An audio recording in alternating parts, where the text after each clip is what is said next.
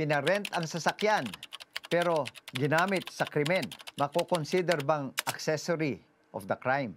Kung walang kinalaman ang nagparenta, di sila masasama bilang accessory sa krimen. Makakatulong sa nagpaparenta kung maipapakita niya na ginawa niya ang lahat ng hakbang upang masiguro na matino o maayos ang nagrerenta at siya ay nag-due diligence bago siya nagparenta.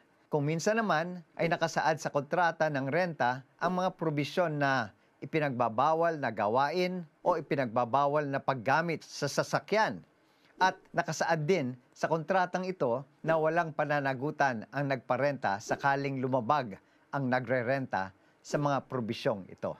Kung may ebidensya naman na ang nagparenta ay kasabwat o nag-udyok o may alam o may kinalaman sa ginawang krimen, kahit wala siya sa pagganap nito, maaari siyang kasuhan bilang accessory.